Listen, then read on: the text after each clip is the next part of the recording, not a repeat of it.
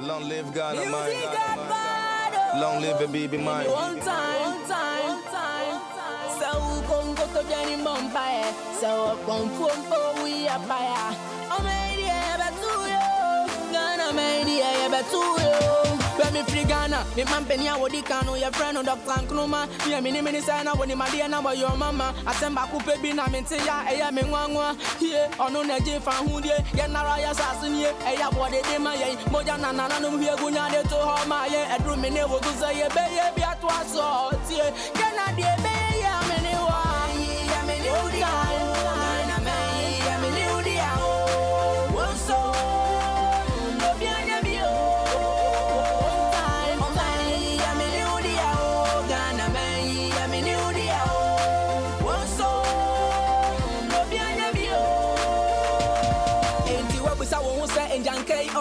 And I'm possessed every Obiana war and any Jana into young physical tons of from Namo Frayina, come Nayan to Jomon Campoya, who say a kind of animal that be and so did video some you need the Ghana City, Obia baby, and now to any greedy, Abrajanka Bitty baby, and I will go to Kuribia, and Kobini, Media, when I was so young. Rene Usima Bapu and the Priatus and Ankutia can dance so call Parliament, Akonako, and I was saying to me come to my power, and Pajankan Koya Bawana, and Master Bibia, woman, Panko Shabun, some tower, and Yasana Kotipa, when one could try a bank. When me and Sasa and ya bana ya kasakwa me ya don't be found yet muntie Ghana man you pana area me ya me new dia o Ghana me ya me new dia o wonso.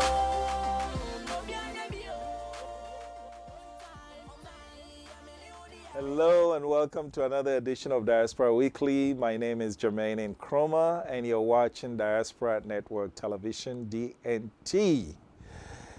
We are seeing across sub-Saharan Africa, and we also have an app, DNT mobile app, through which you can watch us any part of the world.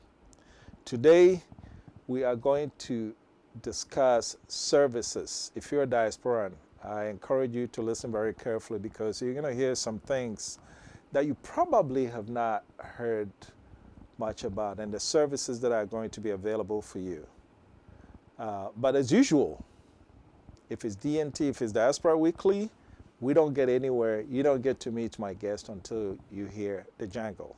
So stay tuned for the jangle.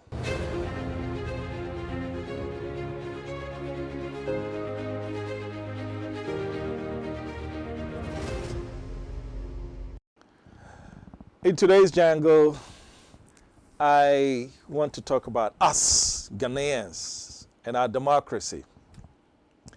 You know, some of us are old enough where we grew up during the coup d'etat days. It was almost, at that time, it was almost like every time we woke up, there was a new coup d'etat, change of government. We changed government in Ghana the way we changed pants at that time. And all of us were crying for democracy, democracy, democracy, democracy.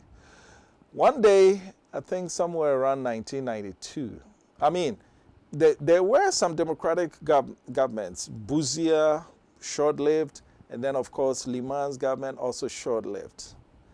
But when we went through the struggles of the 80s with military, we had enough, and Ghanaians were crying.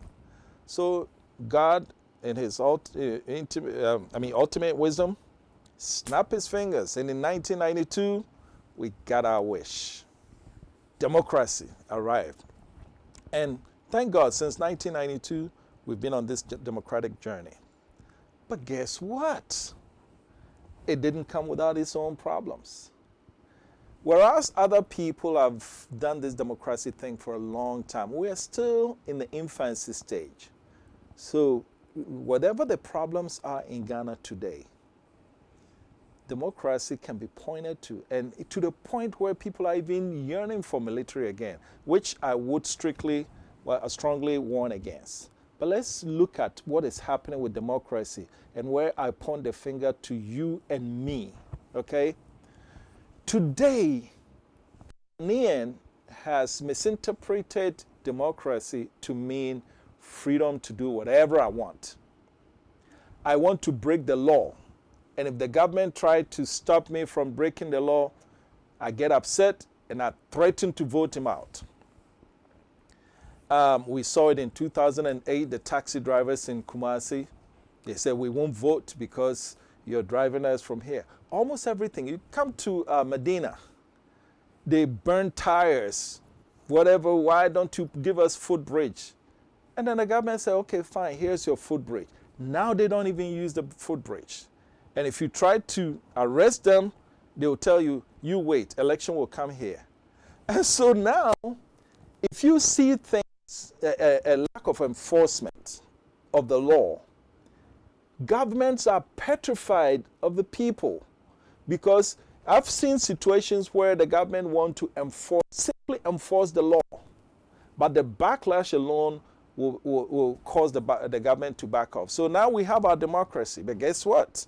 We're abusing that democracy to the point where the government who wants to enforce the law is the people are using their vote to blackmail governments into submission.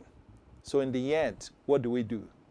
If you want the Ghanaian government to be strong and to be the rule of law type of government, it happened in both political parties, then we have to point the finger at ourselves and say, look, we have to obey the law. The government that's enforcing the law, that's not his fault. We are the problem. So all of us need to do more to sustain the democratic system of government that we've signed on to, because despite whatever you hear, it is still the best form of government today. So for today, that's the Jungle. Stay tuned, and we'll be right back for you to meet my guest.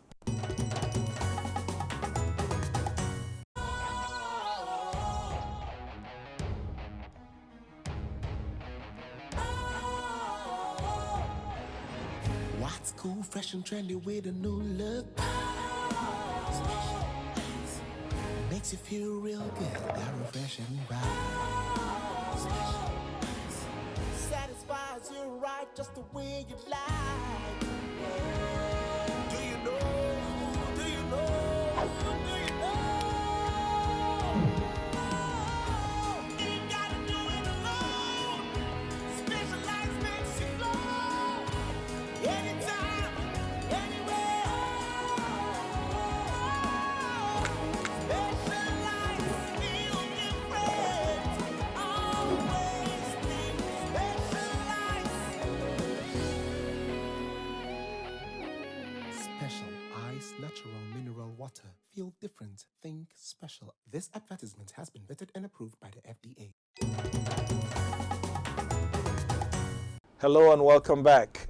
This is Diaspora Weekly, and today I am joined by my friend, in fact, my boxing partner. We box not with fisticuffs, but with ideas. Nana Yao, welcome. Welcome to DNT. Thank you, my friend. Don't let that smile fool you. Oh, man. Nana Yao, welcome. Nana Yao Berko, which is what? NYOB. Yes, sir. Is that what you, where did you get that from? That's my name. That's your name, Nana Yao Berko. Yeah, that's my name. You don't have any English name? My English name is Oh, Joseph. yes. Joseph. Yes. Jesus' father. Yeah. Oh, God. But I'm now quiet on the Joseph. You're all right. Okay. so, The day, you remember the day I found out that your name was Joseph? You didn't believe it. I said, no, that's not him. Okay. Nana, welcome. Thank you, sir. Now, I've started this interview by spilling your beans, but I don't want to do that. I want you to spill your own beans. No. Are you the bad guy that I'm trying to make you out to be, or you this good innocent guy that I'm trying to spill your beans? Leave that for the for your viewers to make that judgment. To figure it out. Yeah, figure it out. But they want to know who you are. Then on Friday, I'm going to find out I'm a good guy. Really? Of They'll course. find out you're a good guy. Absolutely. Wait till. Where did you go to secondary school? I started from Swedru Secondary School. Swedru. Okay, that's yeah. modest. Yeah, and I did my sixth form at Accra Academy. See? And then I ended up at University of Ghana. And don't ask what hall he was. Well, I wasn't in Vuta Hall. You I can tell you that I wasn't in Vuta Hall. I was in Congo for. Oh Lord. Okay. So that's a Vandal. Yes, sir. Vandals and Katangis, who are the worst? I'm not going to say who are the best. Who are the worst? Well, I think the Kandagis will agree that Vandals are the best. Oh, wait. Oh. We measure it in best, Wait, not wait. west. My question was Vandals and Katangis, who are the worst? But you say the Katangis will We agree that the Vandals are the best. They are our brothers. Yeah, you see the time. You see what I'm talking about. Okay. So Vandal, did you leave a mark? Yes, but it's not for this program. But I want to hear. Come on, don't be bashful. What did you do at Commonwealth? We did a lot of good things while we were in school, but I would reserve that for my No, book. so tell me some of the memories. That's why we're here. We have a, Well, the one thing that actually stands out during the time that I was in Congo is not a good memory. So I would I wouldn't want to share that. You wouldn't want to share that. There are a lot of good memories, but So share me the good this ones. particular one is too strong that I wouldn't want to share But that. share me the good ones. Commonwealth. Yeah. We did a lot. By the way, you talk about democracy. When we were on campus, I graduated in 1992. It was during our time that we put a lot of heat on Jerry John Rawlings.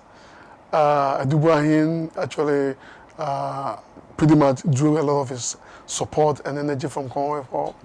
And we also help in our own small way in putting the heat on to move from military rule to the democratic rule by way of student demonstration, support of the politicians. In that case, it was Professor Adubuahin who was actually the single voice at the time that was speaking loud for transition from military rule to a democratic rule. So if I were to say one thing that if I can remember that I participated in as a student, a Commonwealth student, was to put the heat on the Rawlings administration to listen to the call that it's time for the military to hand over to civilians. But you would also agree that the calls had been mounting throughout the 80s. Let me, can you connect the dots between the fall of Soviet Union in 1989? Because he was drawing a lot of his strength from Libya, the Eastern Bloc and all this.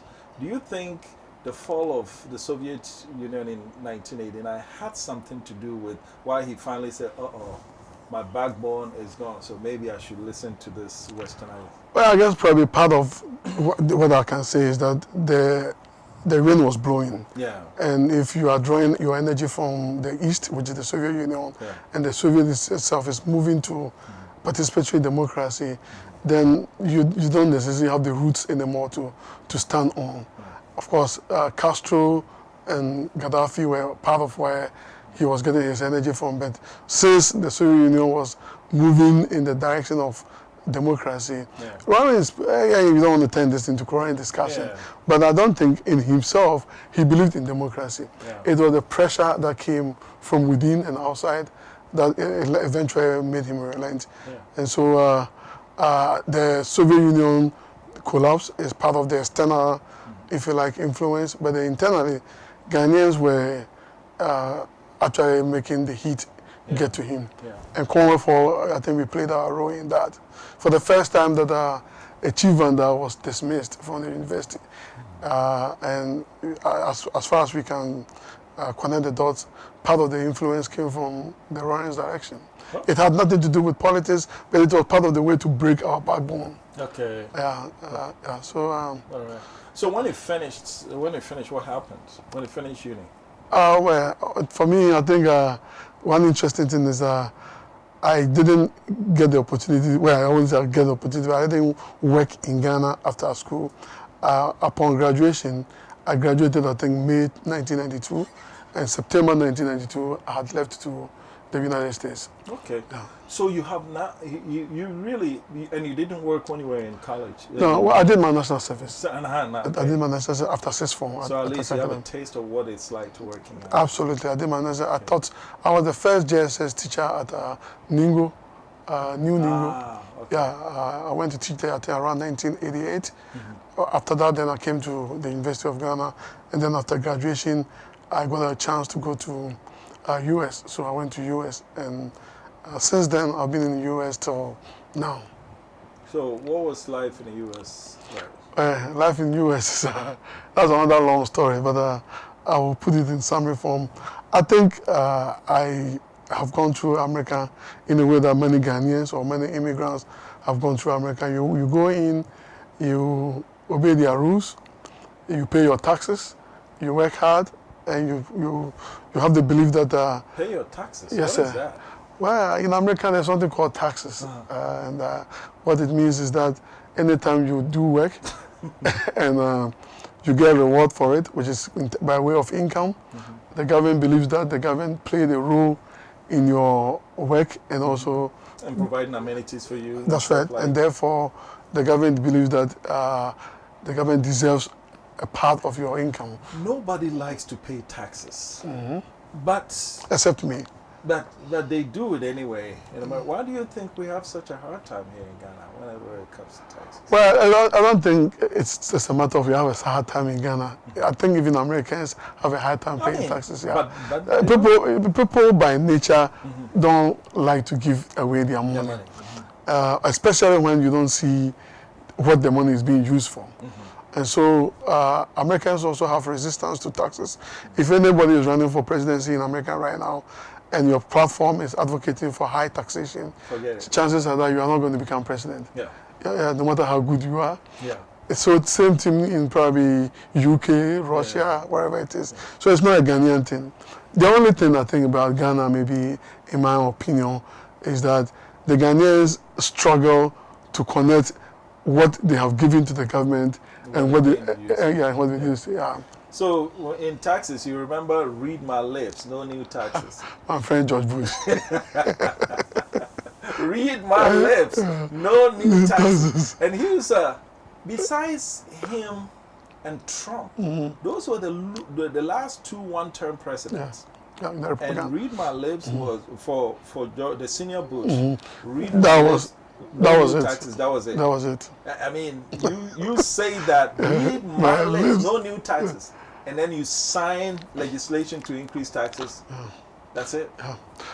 And so, all right. So now you're in America, and what did you get? You first started in ATL, right? In Atlanta, I was in New York, actually. New York, okay. My port of entry was Massachusetts, Boston, Massachusetts. So I came to New York to stay with my senior brother who lives in New York. Actually, he's still in New York.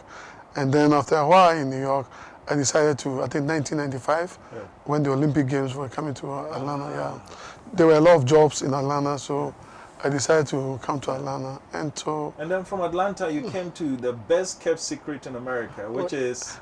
Houston, Texas. There you go. Why is it the best kept secret, though? When I tell people... well, the thing about Houston, when I graduated from Atlanta, I went to school in Atlanta. When I graduated from Atlanta and came for job interview in Houston, my first job interview I came to Houston was for Enron, the oil and gas company, Enron. Actually, that was the first company that gave me a job in Houston, before Texaco also hired me. And when I came to Houston, when I was living in Atlanta, I thought I was going to some different world, because everything we hear about Texas is cowboys and cowboys. A little bit of truth to that. But wait, did they have that perception in Atlanta? Oh yes. Really? Oh yeah. That we ride on horses. Cowboys. Big belt with the hood, boots and cowboy boots. So when you came and what did you see? So I arrived at George Bush International Airport, and I said, well, that time Hartsfield was also world class, because the Hartsfield Airport had been prepared for the Olympic Games in '95. So around that time, Hartsfield's the airport in Atlanta, Georgia. So it was probably at that time, I think it was the busiest airport in the world. It's been like that for a while. Yeah. Probably still is. But then I arrived at George Bush Intercontinental Airport, and I said, wow, this is also a nice airport. Although now it's even better airport now, because a lot of renovations have gone on. But when we drove from the airport to downtown, I think we stayed at one of the downtown hotels at Galleria area. I said, wow, this place, it's not what I thought. I thought I was going to my village back in Ghana. Now here you are, you're driving in fact, the highways in Houston, huge highways. So I said, wow, this is not what I thought. So when I came back to Atlanta, I was prepared to take a job in Houston. It was not in my mind, but that I was impressed by Houston, and of course, Enron also being a big company. But I didn't actually take the offer with Enron, so I went for Texaco, which was still in Houston. Okay. So I ended up in Houston. And you still have one foot in Houston?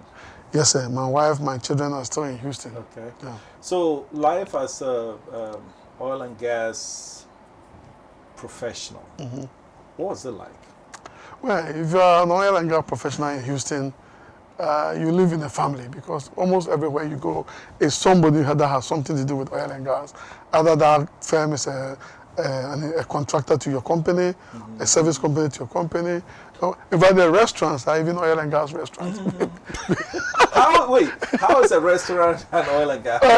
It's hard to go and eat in a restaurant in Houston, Texas, that the people that you meet there are not oil and gas people. Yeah. I mean, yes, Houston has a huge medical center, which I think is also probably one of the biggest in the world. The largest in the world. That's right. So now there's that too, if you like, the industries that compete in Houston. But oil and gas have been the base of Houston. And I think, who was the mayor when the global oil gluts came in? Because Houston was strictly an oil and gas economy. Yeah. And so when the global oil glut came, I think around 79 or so, they diversified. And that's where medical started coming up. Yeah. But there's also a hidden industry. In Houston. The space industry. Oh, yeah. Johnson Space Center. That's I think that's, I wouldn't say it's dying, but it used to be one of the tourist attraction for business and other things. But space is probably, thanks for reminding me, I've even forgotten that Houston has a space industry too. A lot of people don't see that as a... So, all right. So life in America, oil and gas professional, and I know you guys make a lot of money. I mean, this guy... That's what they say. That's what they say. Yeah. You won't care to...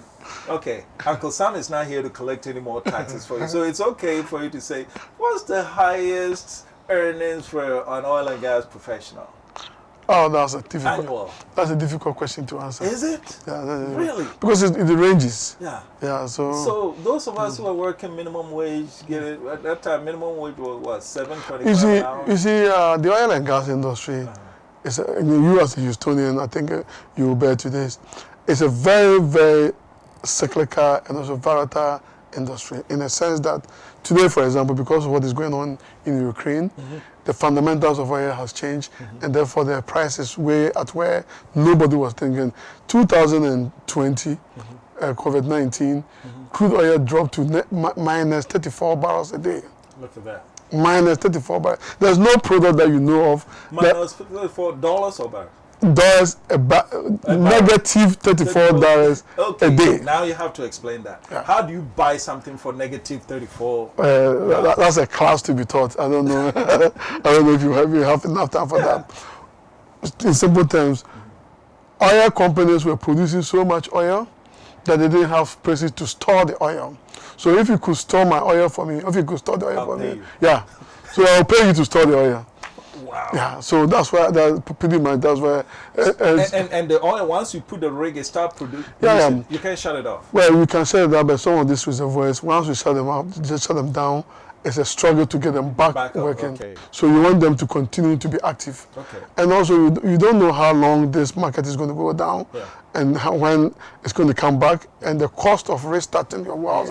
It's a numbers game. So companies would rather compete. So during COVID, if oil was so cheap and we were finding problems, it stands to reason that there would have been a lot of storage all over the world. There were. So after COVID came, how can it go from minus 34? I know Ukraine war has something to do with it, but you would have thought that because we had such a huge inventory, we go from at least minus 34 to plus 34. Why is it in the... Well, you remember I said something that it's a very volatile business. Okay. And that's the volatility I'm talking about. One event can make it plummet to historical levels. Another event will also bring it way back. So the reservoirs, the reserves, the tankers that were sitting on the ocean full of crude oil that we're looking for refineries to go to, they've all dried up. Okay. And apart from the fact that they've all dried up, there is also war going on in Ukraine, which is affecting production. the embargo on Russia But oil. Ghanaians will tell you Ghana is the only place where oil fuel is so expensive. Is that Well, that is not true. okay. I think it's a global thing. Final question before we go on break. There's a picture. There's a picture that you would rather we don't show, but I'm going to show that picture. It's called Coming to Ghana. Those of you who have seen the movie Coming to America with Eddie Murphy, if you've seen the, what you call it, the poster, some nice artists took out Eddie Murphy's picture and put your picture there. And the caption, Coming to America, they took America and said Ghana. Tell me about that. What happened? Now they're putting me on the spot. Well, it's a gift that was given to me when I resigned from my former company that I was coming to Ghana. That was 2011. So they surprised me. They had a party for me in our auditorium. And when I went, there were these portraits sitting there. I think 2 of them, I believe. And I had told them that I'm going back to Ghana. So they knew I was coming back to Ghana. So they somehow were able to put this portrait together and give it to me as a gift. The only thing that didn't come with that poster was the movie. That's all. I think I'm working on the movie. You're working on the Yeah, movie. I'm working on the movie. Yeah. And who's going to play your father? I'm not old enough. No, Okay. This is Diaspora Weekly. We're in the studio having a conversation with Nana Yao. Nana Yao. I can't forget. There's a Usu there. Yes, Nana Yao Owusu Berko. Thank you. NYOB. Thank you. And the NY is not New York. NYOB. Nana Yao Usu Owusu Berko. Berko. The one and only. In fact, whenever I say the one and only, your son comes to mind. I don't know why the world still has space for you and him, but that's another story. We'll go on a quick break. We'll be back for a continued conversation with Nana Yao Owusu Berko. Stay tuned. Tap, and stand. It's okay. Go. Let me speak to my people. Now, let me speak to you. I know the stress people go through when they want to send money from abroad to their family members and loved ones in Ghana and even in Africa. See, if you are in the USA, if you are in London, UK, Canada, Europe, any part of the world, see, Tap Send has made it very easy. All you have to do is to tap and send. Within a twinkle of an eye, your money will be sent with no stress. It's very fast, convenient, and easy to access everywhere. What are you waiting for? Just tap, and send. Download Tap Send now on Google Play and App Store. Tap Send. It's secure, convenient, easy, and fast. Hello and welcome back to our continuing conversation with Nana Yao Owusu Berko, NYOB. The only other person who has a poster coming to Ghana. Whenever you say coming to America follows, but hers is coming to Ghana. We're going to show you the picture again. And so you resigned from Hess. Yeah, I resigned, yeah. You know, many people go to America and get jobs struggling. You got a job with Hess. It's one of the top oil and gas companies. And then you just turn in your resignation that I'm going to Ghana. Who does that? The reason why I resigned was, Jermaine, I think, if I'm right, about 99% of Ghanaians who left Kotoka International Airport and went to overseas, be it Europe, America, Japan, or anywhere in the world, had a vision that one day they will go back home or they will come back home. About 99%, maybe. Actually, DNT did the surveys, and the actual percentage is 80.3. Okay. Yeah, and that was because 80.3 said at some point I'm coming home. Okay. My own is when they are leaving Kotoka, they said Mekwaba. Yeah, you understand. But when they got there, they changed their mind. Yeah. But then they say, I'm not going to go back to Ghana. Yeah. And there are those who leave and say, I'm not And, forget Ghana. and there's no way I'm coming back. Yeah. That's why I put my own scientific percentage, 99%. So around 2010, 2011, 2008, I came to work in Ghana as a supply chain manager for Hess. We came to drill a well here in Ghana to do exploration. So when I went back to Houston office, at the same time at the time that I was with Hess, I was also working with Dr. Aduse and Nana Yao, which is George Owusu for EO Group. So when EO decided to sell to Tallow Oil, and we did the transaction and did the sale, I came to Ghana to manage the EO office here in Ghana. Okay. Because at the time EO was still a going concern, so I was working for EO, and that's part of why I resigned from Hess to come and start the EO business in Ghana. And then in the process, I think a couple of years after we set up, we decided to get out of the oil and gas business. And so at that point, EO was out of business. It became no longer a going concern. So George Owusu and I started a new business here in Ghana. And I think Dr. Owusu stayed in America to mind his own business. Then after a while, I also went on my own. Now doing something on my own. I didn't want, but since there's something that happens when you've worked in the oil and gas business, at a corporate level in America. Yeah. When our oil and gas professional, let's say the government level, when we interface with oil and gas companies abroad, where is the disconnect? Because I think you were able to chalk up some successes that ordinarily the typical Ghanaian oil professional who has not worked in close contact with professionals over there may not have been able to do. Where is the disconnect?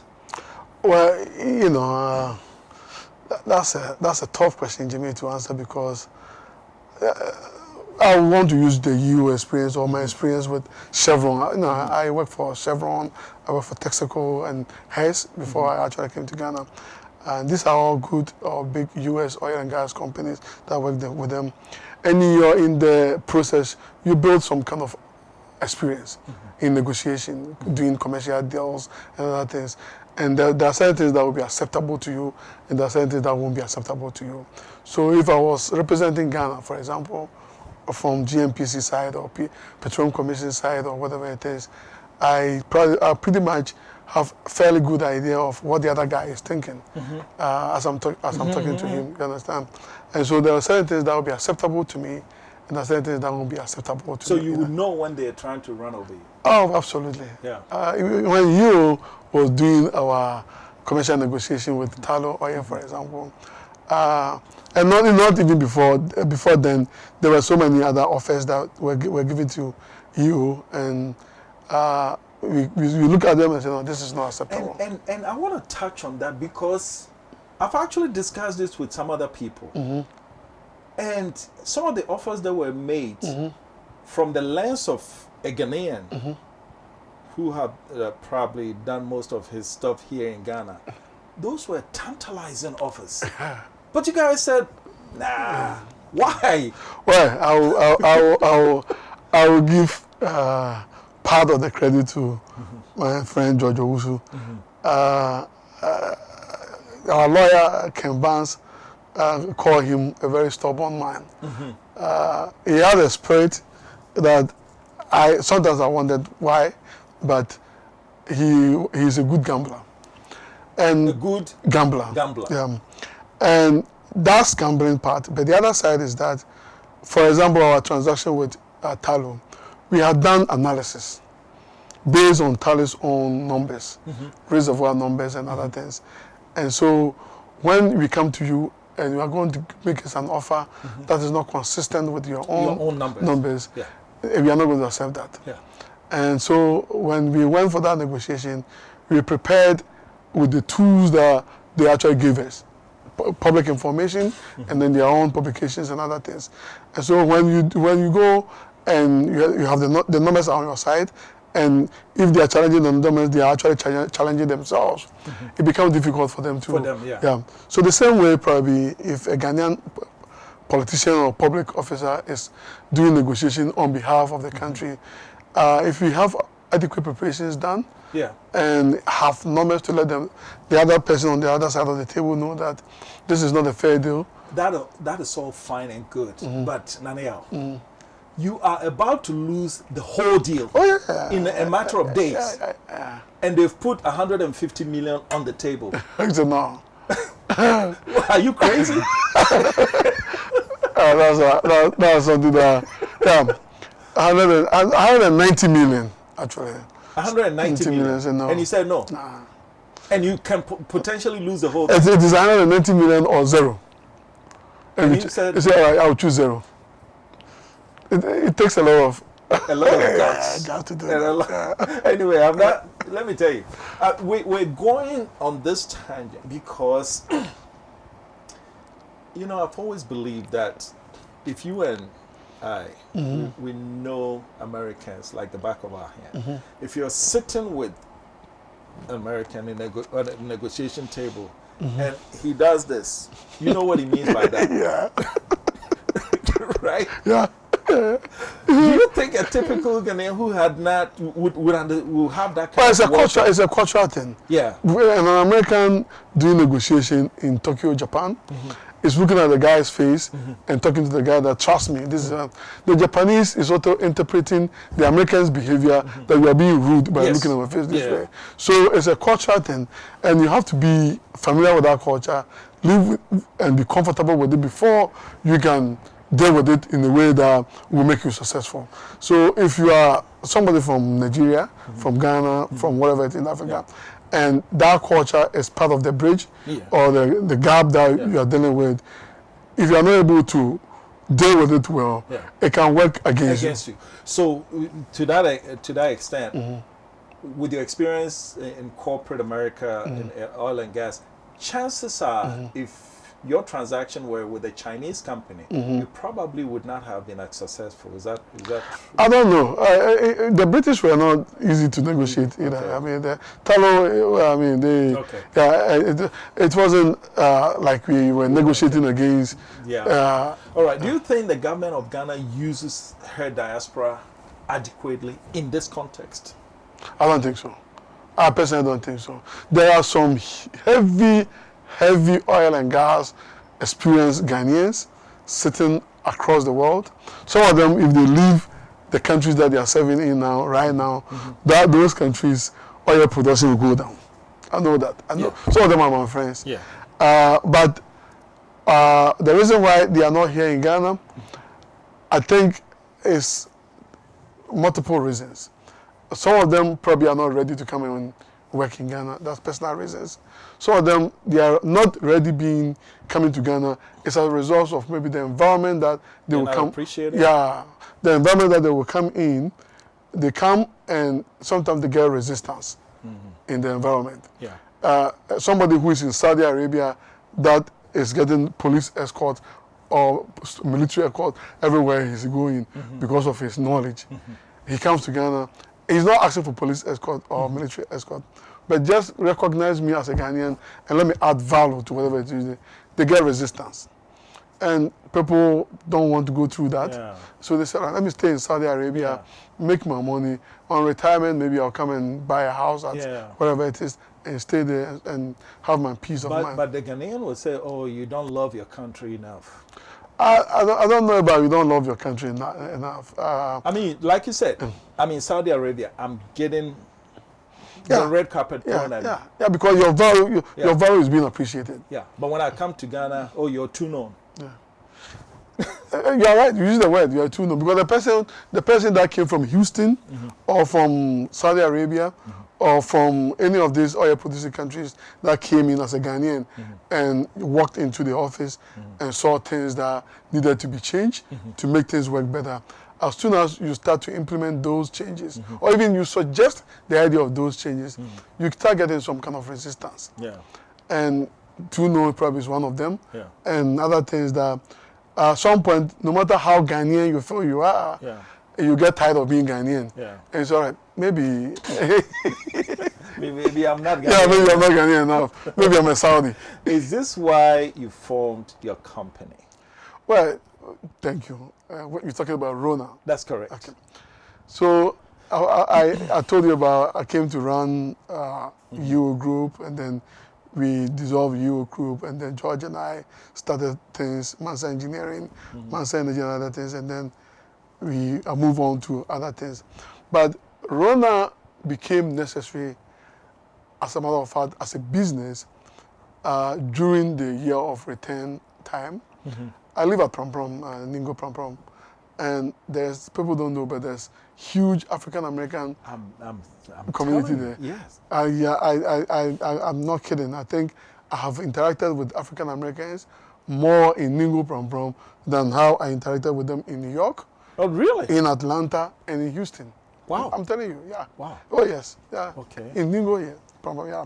So during the year of return, I had the opportunity to visit with a lot of them that were interested in doing things in Ghana.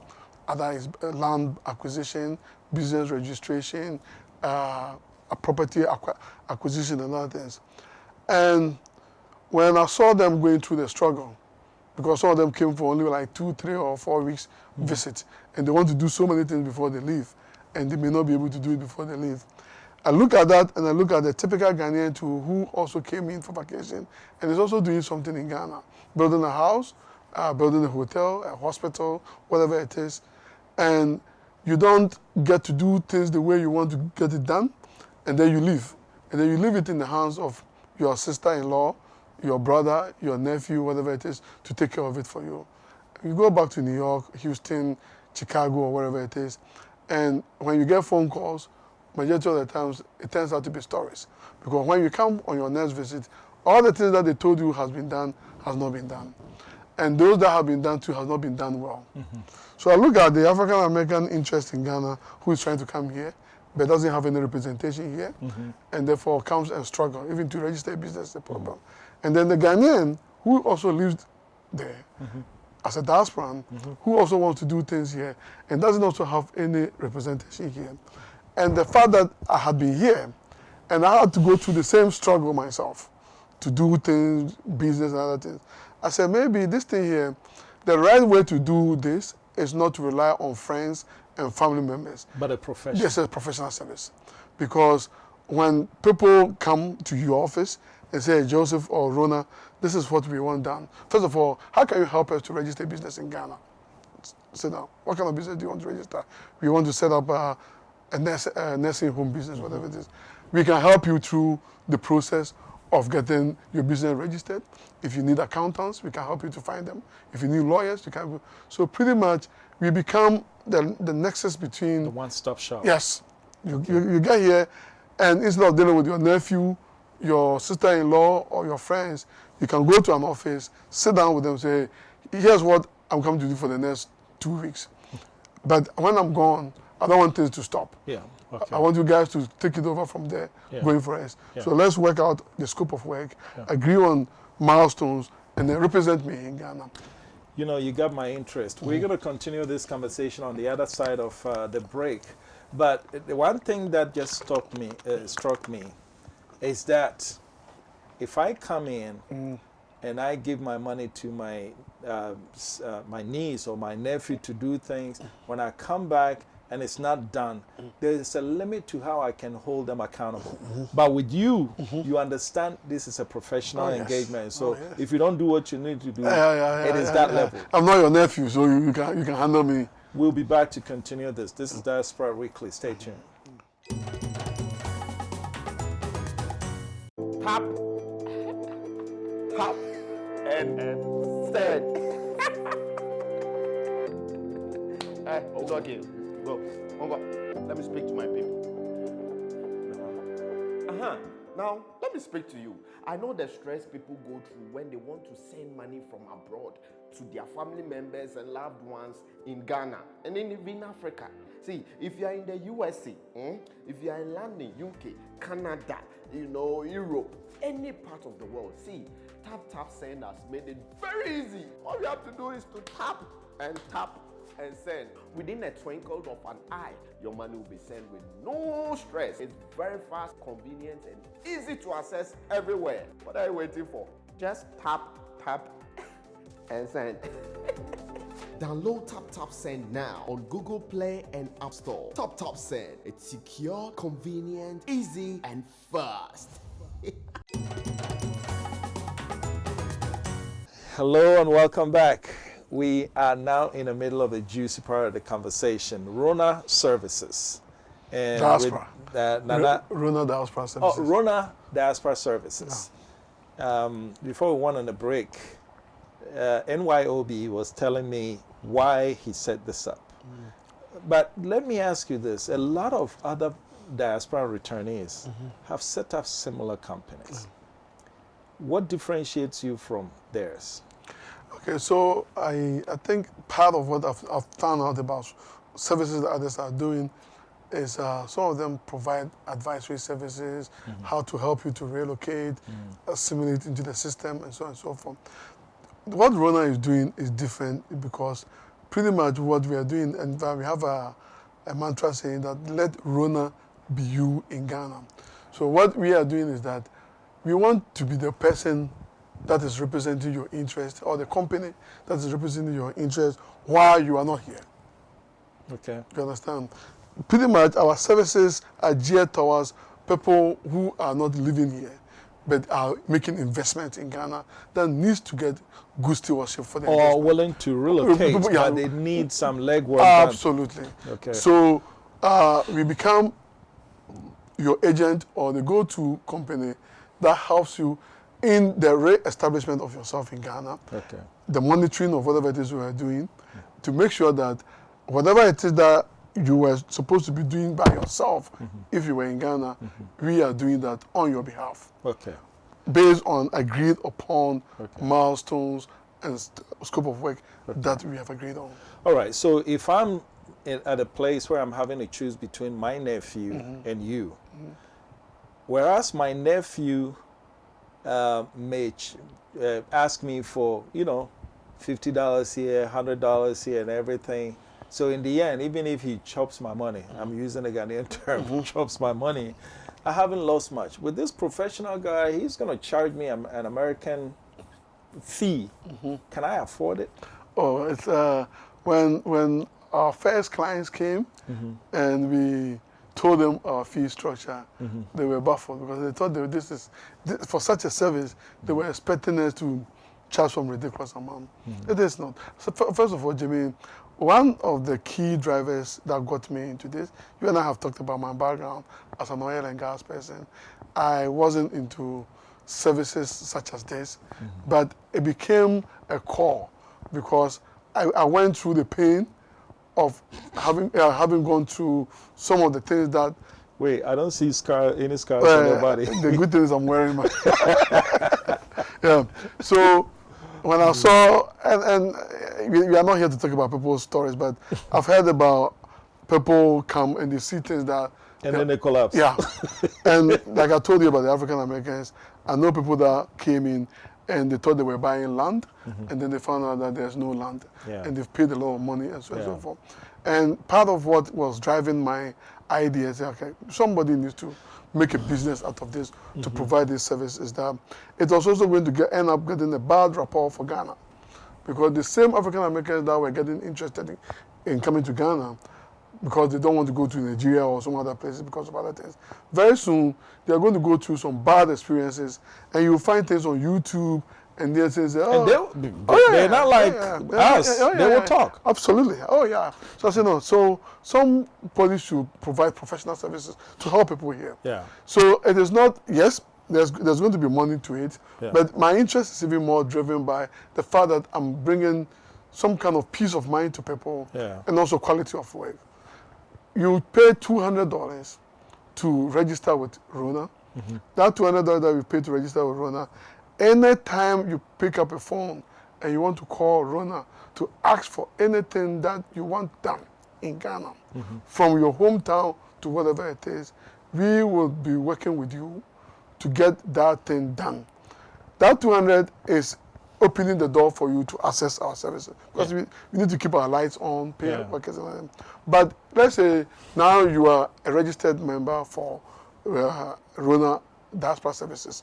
We are a client of ours, we have a card and whatever it is, and you want to build, I'll give examples. A client right now is making plans to build assisted living, and it's using Rona to do the feasibility and all the other things for the company, for them to build assisted living for them. Because that person has paid the $200, we are the ones looking for architect, we are the ones looking for construction company, we are the ones looking for this, all the services that needs to be done, services that needs to be done to the construction of the company, we are working for him or her here. So then if you find that architect, the relationship, that architect has a relationship with Rona Diaspora Services, or a relationship with your client? Okay. In this particular, that's a very interesting question, because in this particular case, the client even came with her own architectural drawings and wants a local architect to validate some of the things on the drawing, because it's they're from US. The drawings are from US.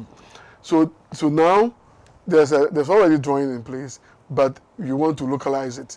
So part of what we are doing on behalf of the client is that we can do sampling of architects, find out the best for your money for the client, and then the client. In this particular case, for example, we are using one architect to review that document for the client. After that, the client can choose to use the architect, or we can choose another architect. So, but if you take out architect, any other services, construction company, construction and everything, whatever it is. Now, is that relationship? So let's say local supplier, right? Does the Rona Diaspora Services just connect the client to the local supplier, or the relationship is through Rona Diaspora Services with that? It's both. It's both. Yes. Okay. I will explain to you. Okay. Some clients have their own construction going on, or have their own contractors building their house or hotel or whatever it is for them, but they need supervision. Okay. They need project management. Okay. In this case, Rona becomes your eye, becomes your representative on the construction side, to make sure that the things that the contractor has agreed to do for you are being done. In a way that you don't have to come from LA every day to come and check. New York every day to come and check. Or you don't have to rely on Paris for that. Paris. Because we don't want to send a message that only your clients only. I'm sorry. Or Tokyo. But also, because you didn't want your nephew or your sister-in-law to be the one to be the project manager, because remember that Rona brings professional services. Your mother-in-law or your sister-in-law probably is not a construction person.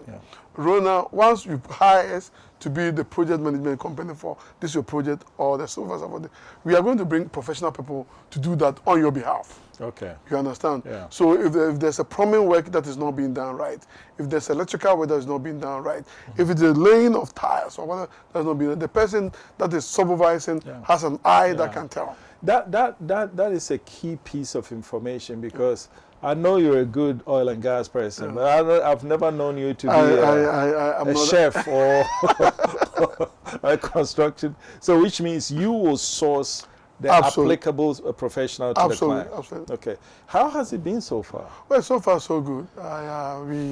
We opened up the office in February, and as soon as we put our flyers on the couple of WhatsApp platforms, our phones started ringing. Okay. Do you have a website? Yes, sir. Okay, it's developed. What's that website at? Our website is www.ronadiasporaservices.com. One word. Yeah, one word. ronadiasporaservices.com. Okay. Well, that's very good. And those who are looking to come to Ghana, I know this is a service that's needed. Where are your offices located? Our office is located at Pram. Pram.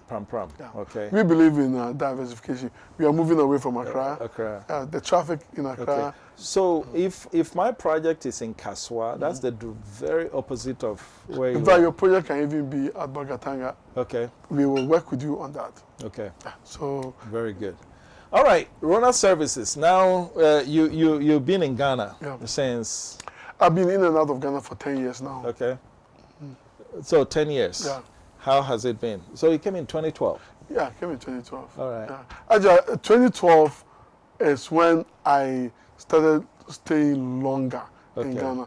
I used to come before then. I told you we came to drill wells and other things. But 2012, 2011, 10, 11 were my relocation period. So around Euro for I think 1.5 years or so, and then 2012 we began our work at our moving pick office, and then from there. So yeah, it's a little bit probably more than 10 years. I want to shift the conversation to those who have returned, right? Let's start with you. You live in America for if you're out almost 30 years. 30 years. Okay, yeah, from 92. The way things work in America, and now you know how the way things work here. Do you have any regrets? You mean the way things don't work here or the way things work here? If you had to do it all.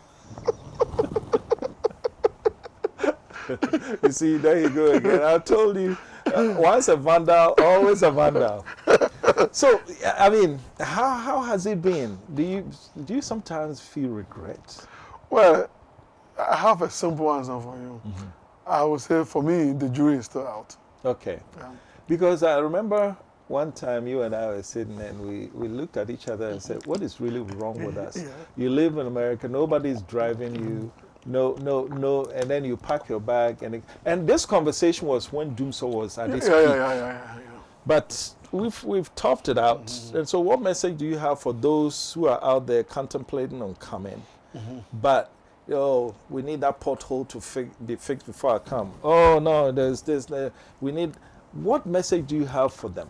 Okay, so the message I have for all Ghanaians from Beijing through Tokyo, Hamburg, London, Johannesburg to Washington, D.C. Before you decide to come to Ghana, please give Rona a call. www.ronadiasporaservices.com. You have our numbers there, the office numbers there to call. Send us an email or whatever you want to do. And Rona will be very candid in sharing the 10 years experience.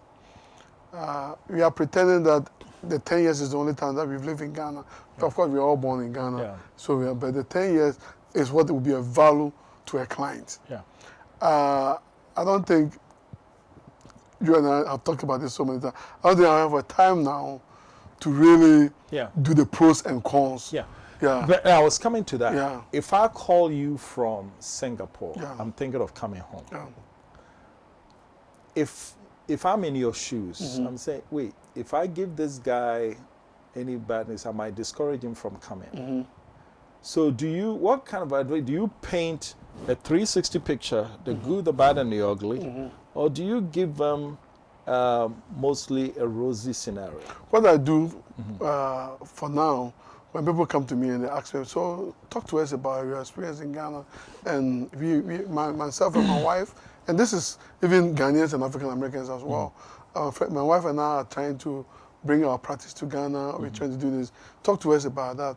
There are a couple of questions that I ask them, and do you want the good, the bad, the ugly, or do you want the roses? There are a couple of questions that I ask them, and once I ask them those questions, and they give me responses to those questions, I'm able to tell them that maybe you are not ready, or you are ready. So it depends on the individual. There are some people that come to Ghana because they don't like where they are. Okay. Those are different candidates. Okay. they are not coming to Ghana necessarily because they like Ghana or they want to come to Ghana to be part of the system. But the system they are dealing with is such that they are fed up with it, so they want to leave that country, be it Italy, Ghana, or US, or whatever it is. If that is your attitude, if it is it's a question of rejection, you are rejecting your current environment, and therefore your natural destination is Ghana because you were born in Ghana, so you're going to Ghana. Those people, they are different clients. Are they ready or not ready? They are not necessarily ready. Okay. Then there's you and I who nobody's driving you. You just pack your bag and say you want to go. Yeah. When you are leaving because you feel a call, you think this is something that I can do something. Yeah, something is driving you. You probably may have the tenacity, you may have the mileage to deal with all the transitional challenges that you're going to go through to get you to where hopefully will make you comfortable back home again. Because it's not going to be an easy transition, especially if you have lived in some of these advanced countries that everything works kind of environment. But if it is because you are rejecting one environment in exchange for Ghana, sometimes that becomes a very difficult transition for you. Final question. You and I have friends in Houston, Texas. Some of them are going to see this interview and they'll say, look at those knuckleheads. Okay. Do you think... Look at what Ghana has done today. Do you think they'll feel sorry for us or they envy us? That's a $64,000 question. I think for me, I don't know, but I think a lot of people probably they think these guys don't know what they are doing. Wait. If it was a question, you would have flunked. It's too simple. It's either or. If our friends are watching us from Houston right now, they look at us in Ghana. So look at Jamaica. Well, yeah. Would they say, I envy these guys? Or they'll say, you people, I don't know what's wrong with you. God help these guys. What do you think they'll say in their head right now? This is I don't think they will envy us. Okay. Maybe envy is not a word. I don't think. I'm using envy lightly, of course. I don't think. Well, they would say, these guys, they are in Ghana. What's wrong with that? You're here. You can go to Galleria. You can go to parties and everything. Everything works. And then you pick up your bag and say, I'm going, and then you leave your family. That's one thing else that we haven't even talked. And if I have the permission of my producers, please give me 2 minutes. The sacrifice that it takes to leave your family there and be here. Jermaine, that's a big one. For me, that's a big one because, I mean, you too, because you left both your kids and your wife there. And for the question you asked me about when somebody tells you that I want to move to Ghana, how do you advise me? I think one part of the question that I don't know if I can even get the answer right is should you move with your family or you should move alone? Yeah. I don't know if I can even get the answer right. Yeah, because having gone through the experiment of you being here alone without your family and knowing that the sacrifice is unbelievable. It's unbelievable. You have to psychologically program yourself that everything is going to be all right. Everything is going to be all right every day. Yeah. You understand? Yeah. Otherwise, it's not something that you can't read any book to give you an answer to that. Yeah. And you know what? I want to thank you for touching on that because in closing, here's what I'm going to say. All right? If you move with your family, you uproot your whole family and come, there are some immense risks associated with that. Okay? Because then you're saying, this is it. Burn your bridges. Okay. On the other hand, if you say, okay, let me go test the water, leave my family here, usually you give yourself a timeline. I'll give maybe 2-3 years, and then you guys come join me. You find yourself 10 years. Yeah. And then that's the sacrifice that you've given. And come to think of it, it's really no different from when you got on the plane, when you were going, say, I'm going to just get my degree and then come back. 30 years, then you're still there. No, that's exactly what it is. And you go there, you land today, and they introduce, oh, this man, he's been here for 30 years. He said, oh, I mean, seriously. Yeah. I said it. He said, how come? No. How? How can you live in America for 30 years? What's wrong with you? And then you lose count. One day, you get somebody will say, oh, by the way, Jermaine, how long have you been? You need a calculator. You need a calculator to calculate. This is Diaspora Weekly. My name is Jermaine Nkrumah. We were joined by Nana Yao, Suberkon, NYOB. I'm sorry we had to end it on this note, but thank you for watching. Stay tuned for our continuing programming. Long live the baby mine. One time.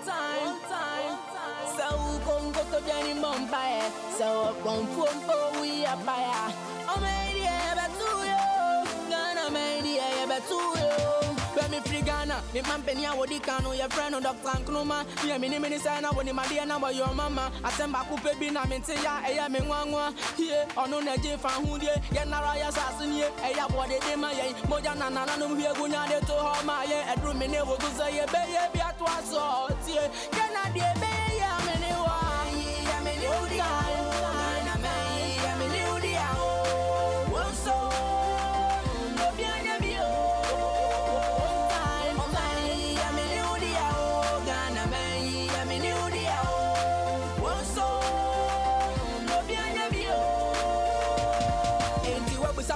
and Jankai on one Diana and I'm possessed as a ray of